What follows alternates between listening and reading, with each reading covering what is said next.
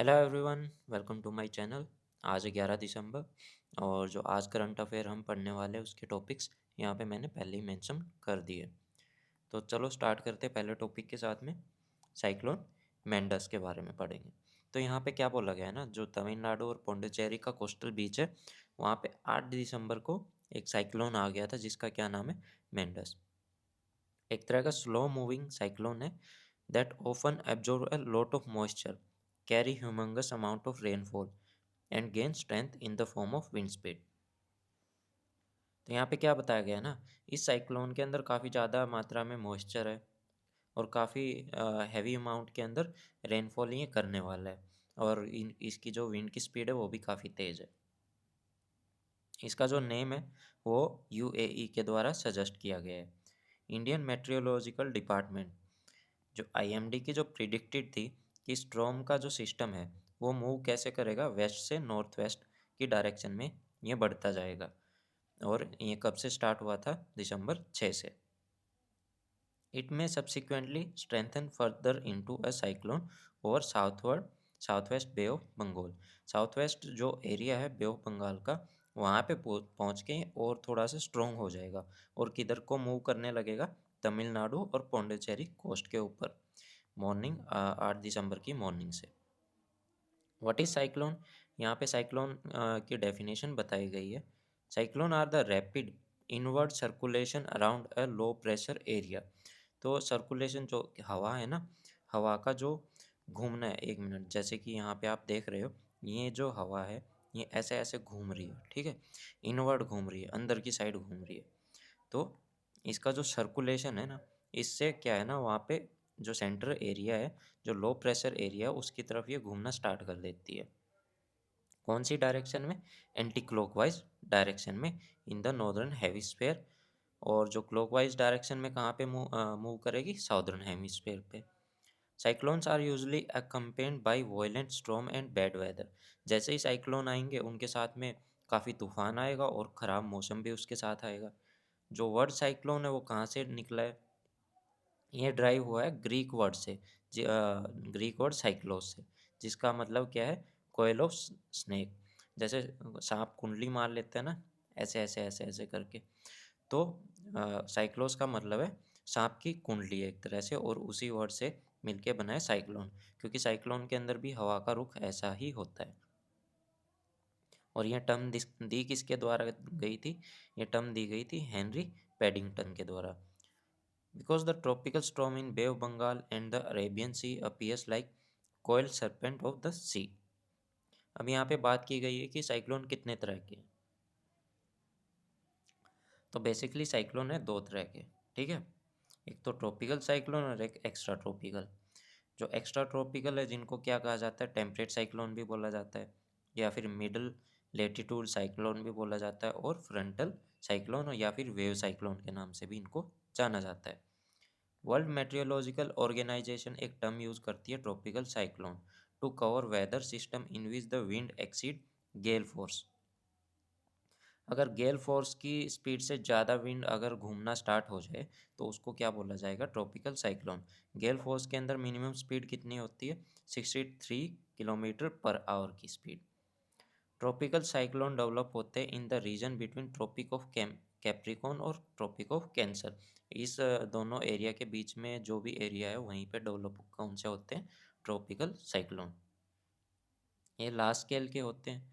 Weather system developed over a tropical and sub tropical waters, they get organised into surface wind circulation. अब बात करते हैं extra tropical की। ये कहाँ पे ओकर होते हैं, ये होते हैं टेम्परेट जोन्स में जहाँ पे हाई लेटीट्यूड रीजन हो, though they are known to originate in polar region. Polar regions के अंदर ये ज़्यादातर होते हैं। How are the name of cyclones decided, जो ये साइक्लोन्स हैं इनके नाम कैसे डिसाइड होते हैं। Cyclones that form in every ocean basin across the world are named by regional specialised meteorological centre. देखो जिस एरिया के अंदर ये ओरिजिन होंगे तो उसका जो रीजनल मेट्रियोलॉजिकल सेंटर होगा उसी के द्वारा इसका नाम क्या नाम बनाया जाता है, ठीक है। इसका नामांकन भी वही लोग करते हैं। और tropical cyclone warning system, there are three RSMC center in the world। Including the Indian meteorological department. IMD भी इनकी लिस्ट में शामिल है। In 2000 a group of nation called it WMO। WMO मतलब वर्ल्ड मेट्रोलॉजिकल ऑर्गेनाइजेशन, और united nation economic and socio commission for Asia and Pacific, which comprise Bangladesh, India, Maldives, Myanmar, Oman, Pakistan, Sri Lanka and Thailand, decided to start naming cyclone in the region. देखो, जो हमारे reason के अंदर जितने भी cyclone originate होंगे ना, उनका नाम कौन तय करेगा? ये जितने भी कंट्री के मैंने नाम लिए इनके द्वारा। After each country send a suggestion to WMO। हर एक कंट्री फिर एक साइक्लोन का नाम इंडिया भी सजेस्ट करके भेजेगा, बांग्लादेश भी, मालदीव भी, म्यांमार, ओमान से बांग्लादेश और श्रीलंका, थाईलैंड एंड पाकिस्तान, ये सब अपने अपने नाम सजेस्ट करके किसके पास भेजेंगे? WMO के पास। ठीक है। और फिर वो पैनल, जो पैनल है ट्रॉपिकल साइक्लोन की, वो उन लिस्ट में से एक नाम को फाइनलाइज करेगी। WMO expanded to include 5 more countries in 2018। 2018 में पैनल ने क्या किया कि भाई इसको एक्सपेंड कर दिया, जैसे कि ये इतनी कंट्रियाँ थी ना पहले, इनको बढ़ा के इसमें और 5 कंट्री को ऐड कर दिया गया। Iran, Qatar, Saudi Arabia, UAE और यमन। और अब की बार का जो नाम सजेस्ट हुआ है, कौन सी कंट्री का नाम सजेस्ट हुआ था? वो UAE के द्वारा सजेस्ट किया गया था। अब बात करते हैं national telemedicine service of India, जिसको क्या बोला जाता है शॉर्ट फॉर्म में? E Sanjeevani. Recently national telemedicine service of India e Sanjeevani achieved 8 crore tele consultation. मतलब 8 करोड़ से भी ज़्यादा लोगों ने यहाँ पे फ़ोन करके डॉक्टर से कंसल्ट किया है। It surpass record by registering 1 crore consultation in approximately 5 week. 5 हफ्तों के अंदर ही 1 करोड़ लोगों ने यहाँ पे कंसल्टेशन करवाने के लिए, डॉक्टर से विचार विमर्श करवाने के लिए खुद को रजिस्टर करवाया। What is e Sanjeevani? ये ई संजीवनी है क्या? It is a national doctor to doctor telemedicine service that strive to provide an alternative to the conventional physical consultation via digital form। अब क्या है ना कि पहले लोग क्या करते थे, यहाँ पे मतलब कोई भी बीमार हो जाता है तो हम क्या करते हैं? पहले डॉक्टर के पास जाते हैं, है ना? वहाँ पे जाके अपनी समस्या को बताते हैं, फिर डॉक्टर हमको मेडिसिन बताता है कि हमको क्या करना चाहिए। तो यहाँ पे क्या किया ना, डॉक्टर को ही हम हमारे घर ले आए, मतलब किस फॉर्म में? डिजिटल फॉर्म में। वीडियो कॉल के थ्रू हम क्या है ना, डॉक्टर से कंसल्ट कर सकते हैं। E Sanjeevani is a cohesive part of Ayushman Bharat digital health mission. तो डिजिटल हेल्थ मिशन का ये पार्ट है, Ayushman Bharat digital health mission का क्या है? ये पार्ट है। And more than 45,000 Abha ID has been generated via e Sanjeevani application. Leading 10 states for the usage of this platform are Andhra Pradesh, West Bengal, Karnataka, Tamil Nadu, Maharashtra, Uttar Pradesh, Madhya Pradesh, Bihar, Telangana and Gujarat. ये इसका सबसे ज़्यादा use कर रही हैं, ये जितने भी स्टेट्स का जो मैंने अभी नाम लिया है। अब बात करते हैं 2 verticals. Ayushman Bharat health and wellness center program. It endeavors to bridge the rural-urban digital health divide by providing assisted teleconsultation। अब क्या था ना, पहले गांव के अंदर और जो शहरों के अंदर जितना भी डिफरेंस था हेल्थ को लेके, ठीक है, उस हेल्थ के गैप को ये कम करता जा रहा है। कैसे करता जा रहा है? पहले शहरों में लोगों को अच्छा डॉक्टर मिल जाता था, अब वही सुविधा गाँव के अंदर भी स्टार्ट हो गई। गाँव के अंदर भी अगर किसी को किसी भी तरह की कोई प्रॉब्लम है तो वो डायरेक्ट कॉल करके ई संजीवनी के माध्यम से अपने डॉक्टर से क्या कर सकता है? कंसल्ट कर सकता है under Ayushman Bharat scheme. This vertical operates on hub and spoke model whereas ABSWC। ABSWC क्या है? ये Ayushman Bharat health and wellness center setup at the state level, act as a spokes and mapped with a hub at zonal level. This model has been successfully implemented in 1,09,748 health wellness centers और 14,188 hubs का हमने निर्माण कर लिया इसके अंदर। और कितना अचीव कर लिया? Teleconsultation total 7,11,58,968। E Sanjeevani OPD के बारे में बात करते हैं। It caters to the citizen in both rural and urban area. Rural और अर्बन एरिया दोनों के जहाँ पे भी जो मरीज़ हैं, उन दोनों को ही हेल्प प्रोवाइड करता है, कंसल्टेशन प्रोवाइड करता है। It leverages technology via smartphone, telephone, tablets, laptop, enabling doctor consultation to be accessible from patient's residence regardless of the location। अब यहाँ पे क्या बात किया गया ना कि अगर किसी पेशेंट के पास अगर फ़ोन है, स्मार्टफ़ोन है या टैबलेट है या फिर लैपटॉप है, तो वो किसी चीज़ का भी यूज़ करके अपने डॉक्टर से कंसल्ट कर सकता है। अब वो कोई दिक्कत नहीं है कि मतलब दूर दराज के एरिया में कोई पेशेंट है, उसको प्रॉब्लम हो रही है, डॉक्टर से कंसल्ट करना है और जा नहीं पा रहा। तो लेकिन इस चीज़ के ई संजीवनी ओपीडी के माध्यम से वो किसी भी डॉक्टर से कंसल्ट कर सकता है। यहाँ पे करीबन ट्रेंड और ऑनबोर्डेड कितने डॉक्टर स्पेशलिस्ट हैं? करीबन 2,22,000 और 26 स्पेशलिस्ट और डॉक्टर्स और हेल्थ वर्कर ई संजीवनी ओपीडी के अंदर फ़िलहाल काम कर रहे हैं। और कितने मरीजों को ये फ़िलहाल देख रहा है पर डे के हिसाब से 4,34,000 मरीज़ डेली इस माध्यम से क्या है ना उनकी समस्या का समाधान किया जाता है। ठीक है? ई-संजीवनी ओपीडी क्या है? Stay home OPD has been developed by center for development of advanced computing. तो सीडैक के द्वारा इसको डेवलप किया गया है। सीडैक क्या है? Centre for development and advance computing. ये कहाँ पे स्थित है? ये है मोहाली के अंदर। और इसका जो प्रीमियर आर-एन-डी ऑर्गेनाइजेशन है, किसके थ्रू करवाई जा रही है? मैती के द्वारा करवाई जा रही है, जो कि क्या है? Ministry of electronics and information technology. तो उसके अंडर में ये सारा काम चल रहा है। सिग्निफिकेंस की बात करें तो this platform can be game changer for the people in rural area who do not have easy access to medical specialists located in the cities। हाँ, तो सीधी सी सिंपल सी बात है, ये तो सरल सी बात है कि भाई जो गाँव के अंदर जितने भी लोग हैं, उनको शहरों के अंदर पहुँच पाना कई बार मुश्किल हो जाता है। अच्छे से ट्रांसपोर्टेशन नहीं होता, इतना पैसा भी नहीं होता, ठीक है? कि वो इतना वहाँ पे खर्च करके जाए, इतना ज़्यादा पैसा लगता है, किराया लगता है। तो उनके लिए ये काफ़ी आसान हो गया, वो घर बैठे भी अपना डॉक्टर से कंसल्ट कर सकते हैं। टेलीमेडिसिन एक तरह से क्या है ना, हमारा टाइम भी बचाता है और हमारा खर्चा भी बचाता है आने-जाने का। Further these platforms are in line with government's vision of digital India and necessary to tackle situation like कोविड-19। तो देखो डिजिटल इंडिया को तो ये क्या है ना बढ़ावा दे ही रहा है, क्योंकि हम फ़ोन के द्वारा डॉक्टर से बातें कर रहे हैं यहाँ पे। और ऊपर से कोविड-19 जैसी सिचुएशंस के अंदर कोई छोटी-मोटी प्रॉब्लम भी हो जा रही थी, तो क्या है ना पेशेंट डॉक्टर के पास आने से डर रहे थे, हॉस्पिटल आने से डर रहे थे। कहीं भई रास्ते में किसी भी तरह का इन्फेक्शन ना हो जाए, है ना? तो इस तरह से कोविड-19 जैसी सिचुएशन के अंदर भी ये काफ़ी कारगर साबित हो सकता है। अब बात करते हैं इंडियाज़ ग्रोथ स्टोरी, यानी कि इंडिया की डेवलपमेंट अपडेट, जो किसके द्वारा रिलीज़ करी गई है? वर्ल्ड बैंक के द्वारा रिलीज़ की गई है। इंडिया डेवलपमेंट रिपोर्ट, तो ये किसके द्वारा रिलीज़ करी गई? वर्ल्ड बैंक के द्वारा इसको रिलीज़ किया गया और इसका टाइटल क्या रखा गया? Navigating the storm. तो इसके अंदर जो इंडिया की इकोनॉमी या फिर इंडिया की जीडीपी के फोरकास्ट को फिर से अपडेट किया गया। तो पहले कितना बताया जा रहा था? 7.5% के हिसाब से हमारी 2022-23 की जीडीपी रहने वाली है, जिसको अब कट करके कितना कर दिया गया? 6.5%। इसका हाइलाइट क्या रहा? तो ग्रोथ प्रोजेक्शन की बात करें, the bank expect that Indian economy to grow at slightly slower, मतलब पहले से थोड़ा है ना स्लोअर चलेगी, करीबन 6.6% 2023-24 के लिए। As the challenging external environment and filtering the global growth will affect its economic outlook through the different channels.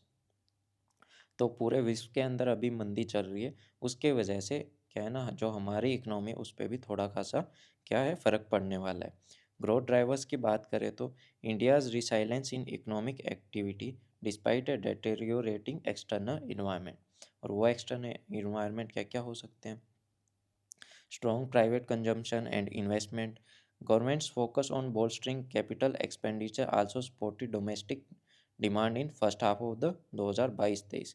India has a large domestic market and is relatively less exposed to international trade flows। अब क्या है ना, जो हमारा खुद का market है वो काफ़ी बड़ा है, डिफरेंट डिफरेंट कंट्रीज़ भी यहाँ के पे आके क्या है ना इन्वेस्ट करती हैं। तो हमारी जो कंट्री है, हमारी जो कंपनी है, वो हमारे इंडियन मार्केट में भी काफ़ी ज़्यादा इन्वेस्ट करती है। उस वजह से हमको इतना ज़्यादा नुकसान नहीं होने वाला, जितना जो बाहर की कंट्रीज़ है, उनको होने वाला है। अब बात करते हैं वर्ल्ड बैंक है क्या? इसको 1944 के अंदर क्रिएट किया गया था as international bank for reconstruction and development IBRD के रूप में along with IMF international monetary fund के साथ में।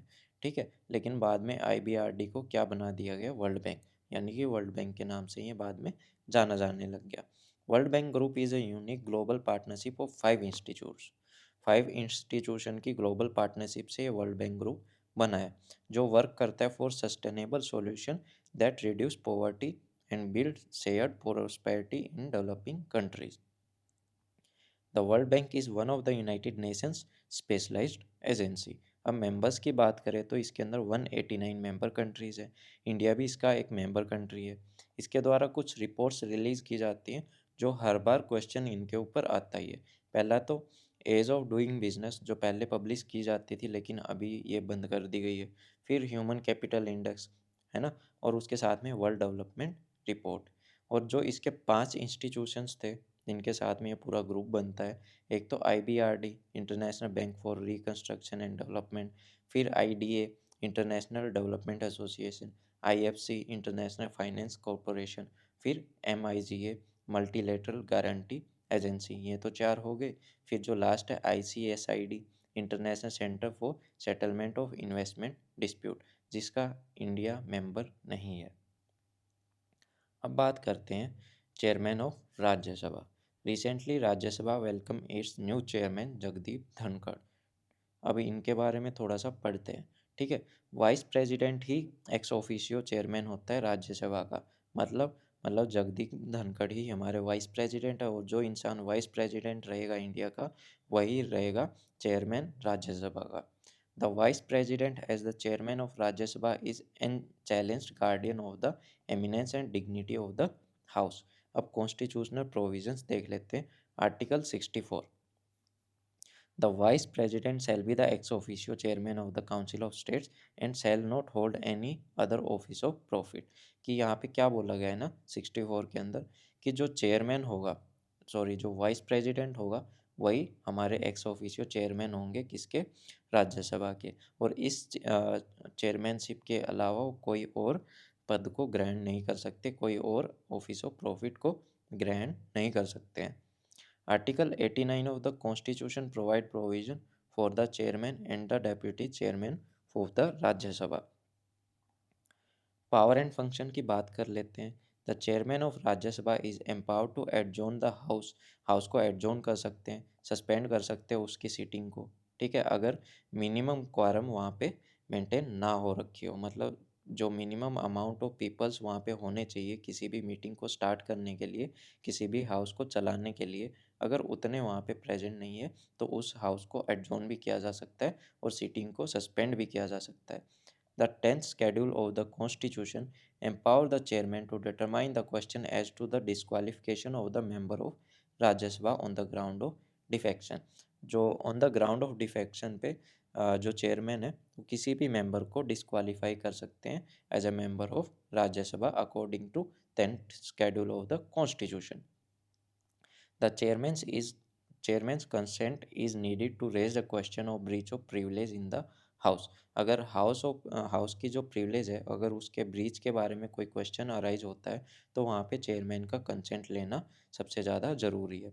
Parliament committee, regardless whether set up by the chairman और बाय द हाउस और working under the direction of the chairman, he nominates the member to different standing committees. जितनी भी committees होती हैं या फिर डिपार्टमेंट रिलेटेड पार्लियामेंट्री कमेटी होती है, उनके मेंबर्स को कौन नॉमिनेट करेगा?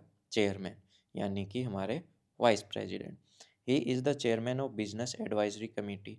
जो बिजनेस एडवाइजरी कमेटी और साथ ही जो रूल्स कमेटी या फिर जनरल पर्पस कमेटी होती है, उनके चेयरमैन कौन रहेंगे? हमारे chairman. It is the duty of the chairman to interpret the constitution and rules so far as matter in the relating to the house are concerned, and no one can enter into any arguments and controversy with the chairman over such interpretation। तो यहाँ पे क्या बोला गया है ना, एक chairman की यही ड्यूटी है कि जो कॉन्स्टिट्यूशन या फिर जो रूल्स हैं, ठीक है, उन्हीं के अनुसार हाउस को चलाया जाए, और इस बारे में कोई भी जो डिफरेंट जो मेंबर हैं, ठीक है, हाउस के, वो इसके बारे में कोई आर्ग्यूमेंट्स इनके साथ नहीं कर सकते। रिमूवल ऑफ चेयरमैन की बात करें तो he can be only removed as a chairman of Rajya Sabha when he is removed from the office of vice president of India. अगर आपको इनको राज्यसभा की चेयरमैनशिप से हटाना है तो आपको इनको वाइस प्रेसिडेंट की पोस्ट से हटाना पड़ेगा। While the resolution is in the effect of removal of vice president, अगर आपने रिजोल्यूशन ले आए, ठीक है, कि वाइस प्रेसिडेंट को हमको रिमूव करना है, उस समय पे ये जो चेयरमैन, जो हाउस का जो चेयरमैन है, उसकी पोस्ट पे नहीं बैठेंगे, ठीक है, लेकिन जो हाउस की मीटिंग्स हैं उनके अंदर ये पार्ट ले सकते हैं। What are the provision related to the vice president? तो पहला देखते हैं, vice president is the second highest constitutional office in the India. ठीक है, जो सेकंड हाईएस्ट कॉन्स्टिट्यूशनल ऑफिस है इंडिया के अंदर, वो किसका है? वाइस प्रेसिडेंट का है। और पहला किसका है? प्रेसिडेंट का है। ही और सी serve for the 5 year terms, 5 साल के लिए इनको चुना जाता है, ठीक है, लेकिन उसके बाद भी ये कुछ समय के लिए क्या है ना, अपने ऑफिस को कंटिन्यू करते हैं जब तक दूसरा वाइस प्रेसिडेंट आके इनसे वहाँ की जो कामकाज है ना ले ले। वाइस प्रेसिडेंट आप किसको रेजिग्नेशन दे सकते हैं अगर वो अपना पद को छोड़ना चाहें? तो प्रेसिडेंट ऑफ इंडिया को। The resignation become effective from the day it is accepted. Vice president can be removed from the office by the resolution of council of states.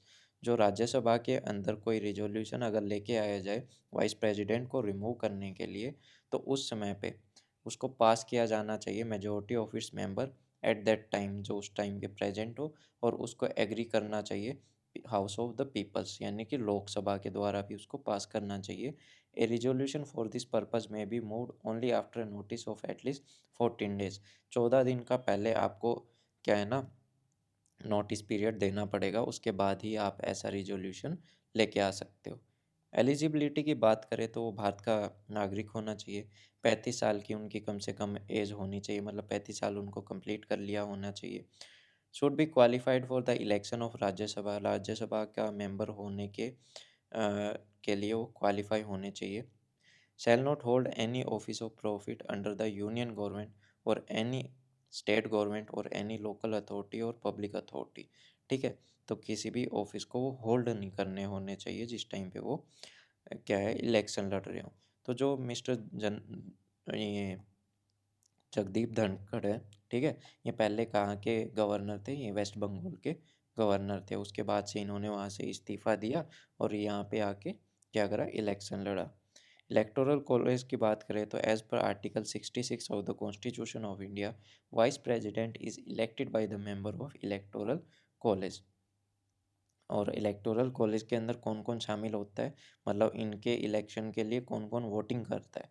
Elected member of Rajya Sabha vote डाल सकते हैं, ठीक है, nominated member of Rajya Sabha इनके लिए vote डाल सकते हैं, और इलेक्टेड मेंबर ऑफ लोकसभा इनके लिए वोट डाल सकते हैं। इलेक्शन प्रोसेस की बात करें तो article 68 of the constitution, the election to fill the vacancy caused by the expiration of the term of office of the outgoing vice president is required to be completed before the expiration of the term। मान लो कोई भी vice president हो, उसके 5 साल पूरे होने वाले हैं, ठीक है, जैसे ही 5 साल कंप्लीट होंगे उसके बाद बाद में इलेक्शन नहीं होते, उससे पहले ही उनके इलेक्शन हो जाते हैं, ताकि जो ऑफिस ऑफ वाइस प्रेसिडेंट है वो खाली ना रह पाए। ठीक है, जैसे ही 5 साल पूरे हुए अगला रेडी होना चाहिए इनकी इनकी जगह लेने के लिए।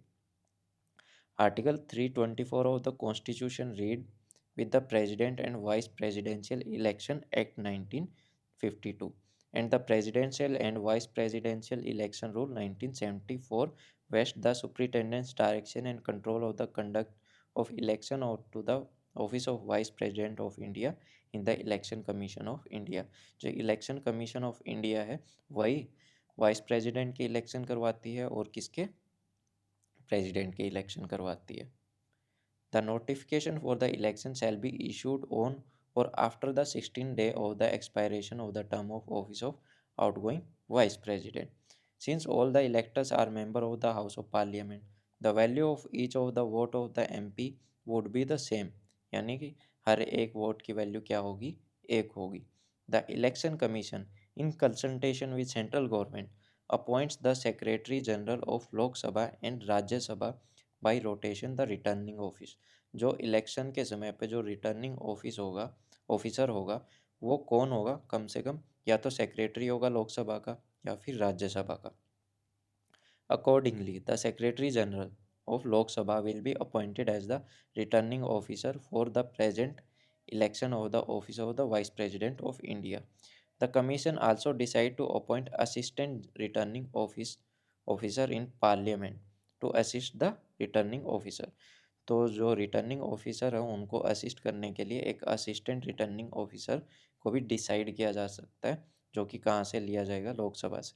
एज पर rule 8 of the presidential and vice presidential election 1974, polls for the election are to be taken in parliament house. जो जहाँ पे इनका इलेक्शन होगा, ठीक है, वोटिंग कहाँ पे होगी, पार्लियामेंट हाउस के अंदर ही इनकी वोटिंग होगी. तो ये थी आज की क्लास. बताइएगा कैसी लगी, कोई कमी कोई गलती हो गई हो तो आप कमेंट सेक्शन के अंदर मुझे बता सकते हैं. और प्लीज़ अगर यहाँ तक पहुँच गए हो तो चैनल को सब्सक्राइब ज़रूर कीजिएगा. So thank you, have a nice day.